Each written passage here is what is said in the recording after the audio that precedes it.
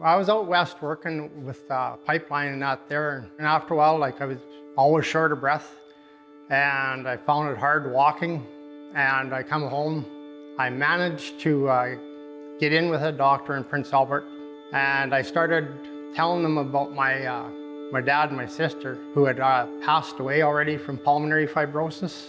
He referred me right away to a respirologist in Saskatoon here. I was diagnosed with pulmonary fibrosis.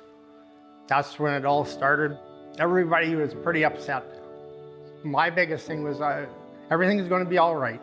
And I didn't want to take too much of their attention away from their own everyday lives and worry about me all the time. I didn't really think about it. You just kept going, taking one step at a time. I wasn't sure he would get a lung transplant after the outcomes of his other family members. I think he knew he had to work hard and we couldn't really do it for him. But we did as much as we could. I just made up my mind, if I only had so much time left, I wanted to do everything that I normally did. I pushed my limits. Instead of pulling the oxygen tank carrier, I took my hunting backpack and I modified it so I could carry my oxygen tanks in my backpack so I could free up my hands. So I still archery hunted and I gun hunted and everything like that. Golfing, I used to put it in the golf cart. I'd have like a 20-foot hose and I could get away from the golf cart. And that way there, then I could walk over to the ball, shoot my ball, go back to the cart, I'd pick up the hose and I'd keep on going, just stubborn. Dr. Tam, he suggested maybe I should go on the transplant list. In my mind, I wasn't sick enough, so I thought, well, there's got to be somebody sicker than me.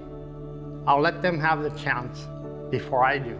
6 months later, I had another appointment with him.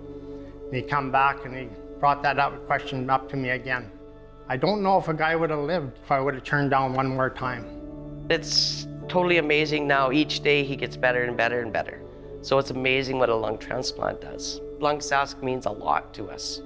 I remember the one day Dr. Hajiri come into the room. All my machines are hooked up to me and out there. And he says, "We've got a problem here." And I said, "What's the problem?" He says, "Well, where's your oxygen?" I said, "Oh, I don't know. Where is it?"